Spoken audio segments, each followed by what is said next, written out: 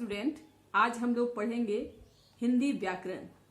पुस्तक का नाम क्या है? हिंदी व्याकरण एवं रचना, पेज नंबर 7, पाठ 1 और चैप्टर का नाम है भाषा, जिसको इंग्लिश में क्या कहते हैं? लैंग्वेज।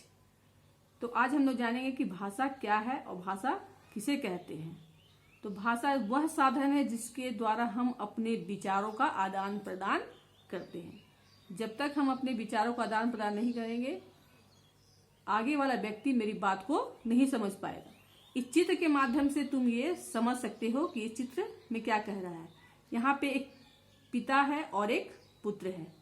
ये पिताजी से कह रहा है कि पिताजी प्रणाम, आज मैं अपनी कक्षा में प्रथम आया हूँ। तो उसके पिता से क्या कह रहे हैं? बहुत खूब, आज तुमने मेरा सिर गर्व से ऊंचा कर दिया। जब तक ये बच्चा अपने पिताजी से ये बात नहीं कहता कि मैं अपने कक्षा में प्रथम आया हूं, तब तक इसके पिताजी ये जान नहीं पाते।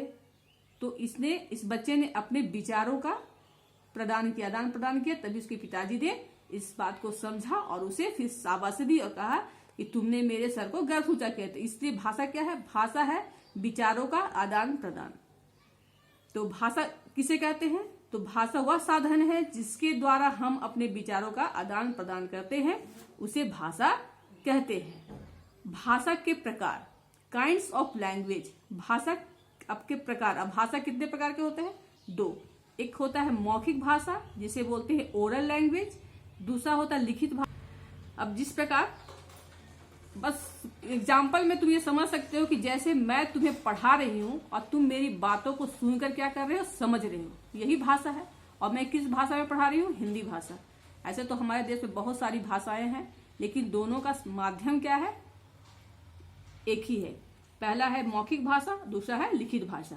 तो मौखिक भाषा किसे कहते हैं? मौखिक भाषा यानी मुख से बोले जाने वाली भाषा, जो हम मुख से बोलते हैं, अपने मुंह से बोलकर अपने विचारों का जो हम आदान प्रदान करते हैं, उसे बोलते हैं मौखिक भाषा। लिखित भाषा, जब हम लिखकर अपने मन के विचार को दूसरों तक पहुंचाते हैं, उसे क्या कहते हैं? लिखित भाषा। तो आप लोगों को ये बात समझ में आ गई हो कि भाषा क्या है? तो भाषा क्या है? वह साधन है जिसमें हम अपने मन के जो विचार है वो दूसरे के पास आदान प्रदान करते हैं, उसे ही भाषा कहते हैं। चाहे वो कोई भी भाषा में हो, या हिंदी हो, या उर्दू हो, या इंग्लिश, या पंजाबी हो, लेकिन दोनों का में जब तक हम अपने विचारों को नहीं प्रदान करेंगे, दूसरा नहीं बताएंगे, तो अगला आदमी उस बात को नहीं समझ पाएगा। तो भाषा ही के माध्यम से हम अपने अंदर के विचार को दूसरों तक व्यक्त करते हैं। और इस प्रकार भाषा के 2 प्रकार हुए। उसका 2 माध्यम क्या है? एक है लिखकर और दूसरा है बोलकर। लिखकर ही बोलकर हम अपनी भाषा को, अपनी बात को दूसरों तक पहुंचाते हैं। अब कभी कभी क्या होता है कि कभी कभी हम बिना बोले या लिखे अपनी बात को इशारों से बताते हैं, उसे क्या बोलते हैं? सांकेतिक भाषा।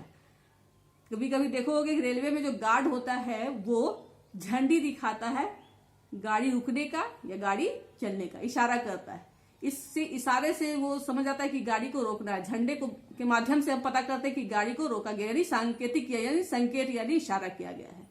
तो आप लोगों को समझ में आ गया कि ये एक सांकेतिक भाषा भी होती थी, जिसके द्वारा, इशारों के द्वारा हम अपनी बात दूसरों को समझाते हैं। लेकिन आज क्या है कि सिर्फ मौखिक भाषा, लिखित भाषा से अपनी बात को हम कहते हैं सांकेतिक भाषा है, लेकिन उसे भाषा का दर्जा नहीं दिया गया है। अब यहाँ पे दिया हुआ है कि विभिन्न भाषाएं। तो भारत में अलग अलग राज्य के लोग जो होते हैं वे अलग अलग भाषाएं बोलते हैं। जैसे राज्य में हो गया तमिलनाडु, असम, पंजाब, गुजरात, बिहार, केरल। अब तमिलनाडु में जो भाषा बोली जाती है वो क्या बोली जाती है? तमिल। असम में असमिया भाषा बोली जाती है। पंजाब में पंजाबी, गुजरात में गुजराती, बिहार में हिंदी और केरल में मलयालम। इसी तरह और भी ऐसे राज्य है जिसमें अलग अलग भाषा बोली जाती है। अब यहाँ पे इसके बाद आ गया कि राष्ट्रभाषा। अब राष्ट्रभाषा किसे कहते हैं? तो जब कोई भाषा किसी राष्ट्र में यानी किसी देश में अधिकांश भूभाग में बोली जाती है, मतलब अधिकांश क्षेत्र में जो भाषा बोली जाती है वह राष्ट्रभाषा कहलाती है। तो हिंदी हमारे देश की क्या है? राष्ट्रभाषा मानी जाती है। क्यों?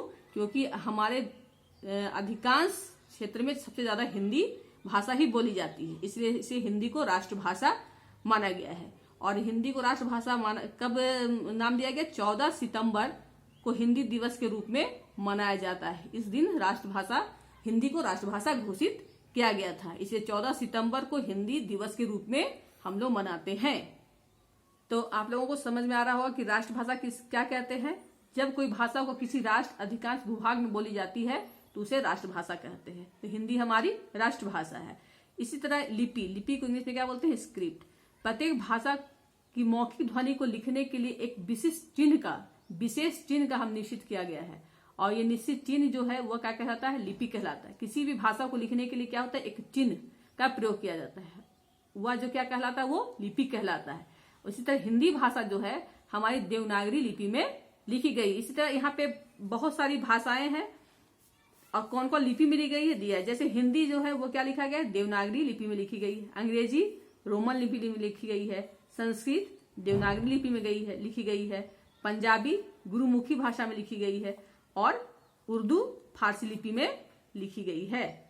तो यहाँ पे अलग अलग लिपि में भाषा लिखी गई है। ये सब आप लोग अपने कॉपी में इसको बनाएंगे कि कौन सी भाषा किस लिपि में लिखी गई है। आगे हम लोग नेक्स्ट पार्ट में पढ़ेंगे।